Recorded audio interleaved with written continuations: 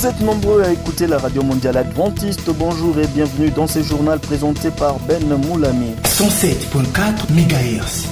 Ouvrons ce journal avec les activités de l'Église. L'Église adventiste du 7e jour, à travers son département du ministère de possibilités, a organisé un culte spécial le samedi 18 avril à l'honneur de personnes vivant avec handicap physique ou mental. Cette célébration mondiale a eu lieu à l'Église adventiste de Bandalungwa en présence des administrateurs de l'Église au niveau national. Claudine Chilanda, directrice de ce département, s'est dit satisfaite de cette organisation qui a permis de mettre en valeur cette catégorie de personnes dans l'Église tout comme dans la société. On l'écoute au micro de Julia Britney.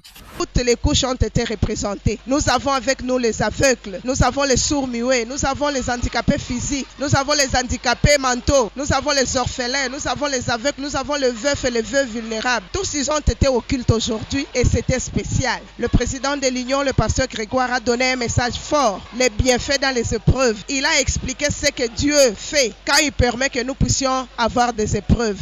Et à la fin de ce message puissant, 10 âmes précieuses ont donné leur vie à Christ. Et parmi ces 10 âmes, il y a 8 sourds-muets qui ne peuvent ni entendre ni parler. Ils ont donné leur vie à Christ. Il y a une dame handicapée physique qui ne peut pas marcher, qui se déplace dans une chaise roulante. Elle a donné sa vie à Christ. Et une personne, oui, nous sommes très contents pour la journée.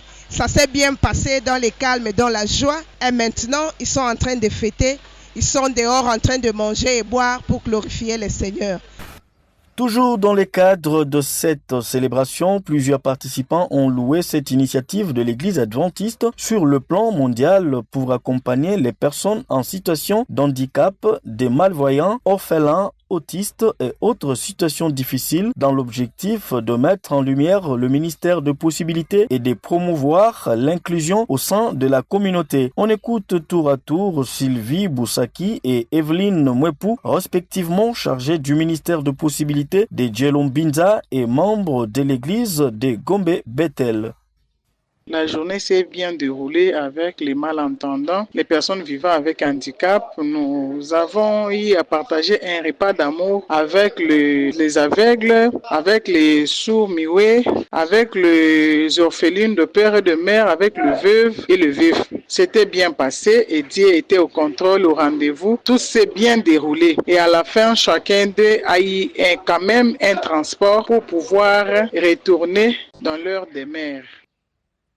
Ministries Possibility, autrement dit le ministère de possibilités. Nous voyons le cœur, regarder au-delà des pieds qui ne marchent pas, des yeux qui ne voient pas, des oreilles qui n'entendent pas, pour voir la personne que Dieu aime et les dons qu'il a donnés. Il aide concrètement ceux qui sont dans le besoin pour que personne ne soit laissé de côté dans la maison de Dieu. Le ministère de possibilités dit exactement tout. Il ne se focalise pas sur les handicaps, mais sur les possibilités qui reste. Ça veut dire voir ce que la personne est capable de faire à part le fait qu'il n'entende pas ou qu'il ne voie pas et qui ne marche pas. Nous avons eu même une certaine activité qui était de laisser les sourds-muets exhiber quelques chants pour permettre aux gens de voir que même si nous n'entendons pas, nous pouvons avoir la facilité de faire autre chose à part cela. Et nous avons remarqué qu'il y avait même des femmes qui sont venues avec des enfants et pourtant leurs pieds ne fonctionnaient pas. Ça veut dire que même si mes pieds ne fonctionnent pas, j'ai la capacité d'avoir des enfants et de leur donner une éducation positive par rapport à ce qu'ils doivent devenir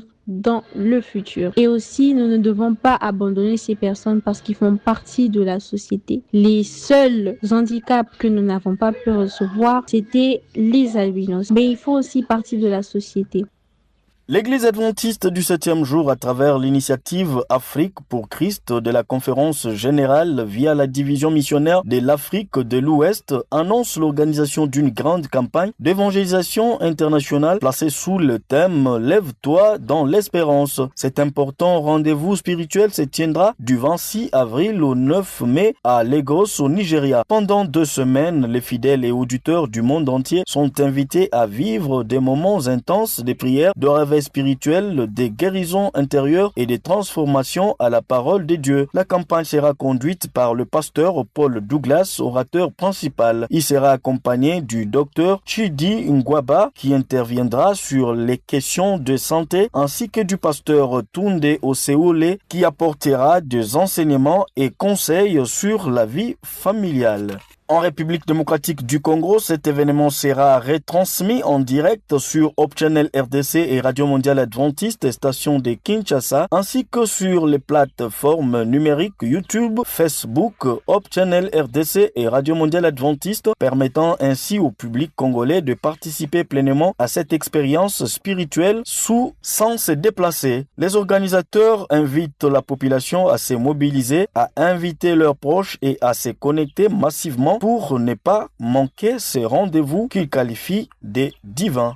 Restons dans les activités de l'Église pour la suite de ce journal. Le département du ministère de la Femme au niveau de l'Association du Congo-Ouest organise une journée de jeûne et prière pour toutes les femmes et jeunes filles le jeudi 24 avril à l'aumônerie adventiste LTC de 8h30 à 13h. L'objectif principal de cette journée est de préparer la campagne de femmes prévue du 25 avril au 2 mai 2026. Madame Florence Bopé, directrice du département, lance l'appel à une participation massive et active pour implorer la grâce divine. Elle est au micro de Aimé Kabeya. Chères mamans, chères jeunes filles, enracinées dans la Bible et focalisées pour la mission, nous venons à travers ce message vous rappeler que nous avons campagne d'évangélisation. Sur ce, nous voulons nous préparer spirituellement. Nous avons une retraite de prière ce jeudi 24 à l'église de l'aumônerie LTC de 8h à 13h. Nous faisons appel à toutes les mamans, toutes les jeunes filles. Basi à ma bondeli, bouye à tout bondela, pour être nzambe ayoke la biso, pour la réussite et la campagne d'évangélisation la biso. Que le Seigneur vous bénisse alors que vous vous préparez déjà. Bokokata makambu oyo nyonso bozanango pour la tina ya nzambe la biso. Tokozela bino banso bozala wana pour la rendez-vous monene ya nzambe la biso. Boye bolamu à toutes les mamans et à toutes les jeunes filles. Et puis la chorale Les Étoiles du Campus de l'aumônerie de l'université de Kinshasa a tenu sa promesse comme annoncé il y a quelques semaines en lançant officiellement sur le marché leur tout premier album intitulé Christ vainqueur. La sortie de cet album est intervenue le dimanche 19 avril de l'année en cours. L'occasion faisant les larrons, les dirigeants de cette chorale ont lancé un message de remerciement à tous les participants et ont encouragé par ailleurs les autres chorales à faire des enregistrements studio. Suivons tour à tour Ferdinand Moulumbila et Emery Beya, respectivement président et secrétaire de cette chorale. Ils sont au micro de Jérès Moutala. Nous rendons gloire à notre Dieu parce que tout a été bien passé et le rendez-vous était vraiment bien respecté. Et aujourd'hui, nous voulons encore mémoriser que cette journée soit une journée vraiment mémorable pour la chorale des Étoiles du Campus qui entre dans son histoire avec une réalisation de son premier album intitulé Christ vainqueur. L'album compte 5 titres que nous avons réalisés. Le premier titre s'appelle le titre Sango Malam. Le deuxième titre s'appelle le titre Bilembo. Le troisième titre s'appelle le titre Lufu Loyesu. Le quatrième titre s'appelle Jituku. Après, le dernier clip s'appelle Yohan. Oui, nous encourageons nos chorales sœurs qui sont aussi au studio ou en train de réaliser déjà leurs clips pour pouvoir sortir aussi les albums. Nous les disons seulement qu'ils puissent tenir parce que ce n'est pas aussi facile. Se déplacer avec des chorales tout entières, retourner avec et prendre tout ce qu'il faut, ça suscite le moyen. Et ça nous a vraiment coûté et nous avons connu le coût de ça. Nous leur demandons que Dieu, le Créateur qui nous a aidés, qu'il puisse aussi les aider afin qu'ils puissent réaliser leur œuvre. Nous remercions d'abord en tout premier lieu le bon Dieu parce qu'il a fait ce que nous puissions arriver jusqu'à la fin. La prestation est à merveille. Nous félicitons aussi nos dirigeants selon notre hiérarchie qui nous ont quand même assistés via le pasteur chargé de la musique au niveau de Mikin, nos anciens, nos pasteurs et toutes nos chorales, inviter tous nos visiteurs. Vraiment, nous tenons à les remercier. Nous voulons que le message atteigne aussi les autres, que cela, la chorale puisse un peu exceller dans ces chants parce que c'est une manière d'évangéliser que nous avons fait aujourd'hui. Oui, là-dessus, nous savons que ça demande la publicité pour cet album. album, ça demande aussi des moyens. Raison pour laquelle nous les vendons. Nous mettons à ceux-là qui veulent être en possession de ces chants. Ils peuvent, ne fût-ce que nous chercher, prendre leur sport. En plus de cela, sur notre compte YouTube, TikTok, Facebook, Instagram, les étoiles du campus en majuscule, ils peuvent aller, les chants sont bel et bien là-dessus. Maintenant même où nous parlons après cette manifestation. Parlons de la politique gouvernementale en RDC. En marge du forum diplomatique d'Antalya, le président de la République démocratique du Congo, Félix Antoine Tshisekedi, et son homologue turc Recep Erdogan ont convenu dimanche 19 avril 2026 de renforcer la coopération économique entre la RDC et la Turquie avec l'objectif de porter le volume des échanges bilatéraux de 200 à 500 millions de dollars à moyen terme tout en relançant les mécanismes des coopérations institutionnelles entre Kinshasa et Ankara. Plus de détails avec Claude Kaja. La rencontre entre le président de la République démocratique du Congo, Félix Antoine Tshisekedi, et son homologue turc, Recep Tayyip Erdogan, à marge du forum diplomatique d'Antalya, témoigne de la volonté de deux États de consolider leurs relations bilatérales. À travers cet échange diplomatique, Kinshasa et Ankara manifestent leur engagement à renforcer leur coopération économique et à donner un nouvel élan à leur partenariat stratégique. L'objectif fixé par les deux dirigeants, qui consiste à faire passer le volume des échanges commerciaux de 200 à 500 millions de dollars à moyen terme, traduit une ambition claire de dynamiser les relations économiques entre les deux pays. Cette perspective repose sur la promotion des investissements, l'intensification du commerce bilatéral ainsi que le développement des partenariats dans des secteurs porteurs. Par ailleurs, la relance des mécanismes de coopération institutionnelle entre les deux capitales constitue un élément essentiel de cette nouvelle dynamique. Elle vise à renforcer le cadre des dialogues, à faciliter la mise en œuvre de projets communs et à assurer une meilleure coordination entre les institutions de deux pays afin de soutenir les initiatives économiques. Ainsi, cette rencontre diplomatique illustre l'importance croissante de la diplomatie économique dans les relations internationales. Il s'y est dénoté qu'elle ouvre également la voie à un partenariat plus structuré et plus productif entre la RDC et la Turquie, avec l'espoir de stimuler les échanges, d'attirer les investissements et de contribuer au développement économique des deux nations. Le président Félix Tshisekedi a présidé la 86e réunion du Conseil des ministres le 15 avril à Kinshasa. Au cours de cette réunion, plusieurs décisions ont été prises, notamment le processus de reconnaissance de la cité Kamba Sainte-Ville.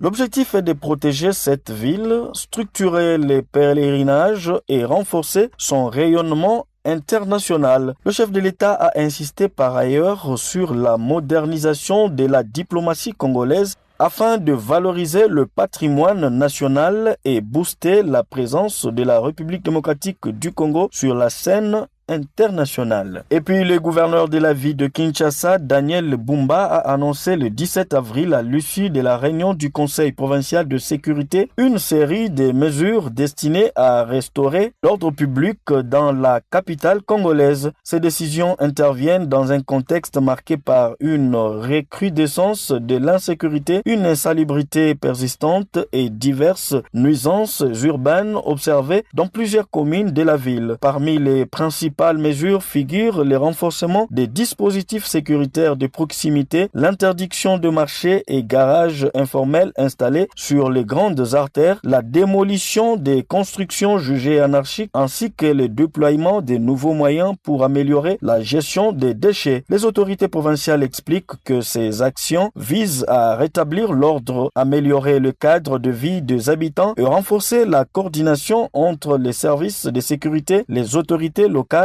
et les communautés dans la gestion d'une mégapole confrontée à d'importants défis urbains. La Société nationale d'électricité a reçu du Japon un financement d'environ 27 millions de dollars américains pour l'implémentation du projet d'amélioration de l'accès de l'électricité dans le Moamba à Kinshasa. Ce projet, coordonné par l'Agence japonaise de coopération internationale JKRDC en sigle, a pour l'objectif de stabiliser l'alimentation électrique dans les districts de Moamba par la dotation de nouveaux transformateurs de 220 kV de haute tension ainsi que la construction des salles de commande à la sous-station de la Funa et Liminga. Dan Ilunga pour la suite. Ces projets permettra la redynamisation des activités économiques de cette zone et l'amélioration du cadre de vie des habitants de ces districts composés de communes suivantes: Limete, Lemba, Matete, Ngaba et Kinsenso. Ces travaux, qui ont mobilisé plusieurs millions de dollars américains, devraient initialement débuter en 2025, l'année qui a vu la signature de cet accord d'aide entre la République démocratique du Congo et le Japon. D'après plusieurs sources au sein de l'ambassade du Japon, ils ont été lancés il y a 2 semaines pour une durée de 24 mois. Signalons que l'accord d'aide s'octroie après demande d'un gouvernement à un pays partenaire lorsqu'un besoin majeur se présente. Préalablement, il se mène sur terrain des études de préfaisabilité, de faisabilité et approfondies qui permettent de cerner le contour du projet avant décaissement du budget requis. Notons en définitive que ce projet est un ouf de soulagement pour les habitants de ces coins de la capitale qui espèrent l'amélioration de l'accès à l'électricité interrompue dans le prochain mois. Qui espèrent l'amélioration de l'accès à l'électricité non interrompue dans les prochains mois.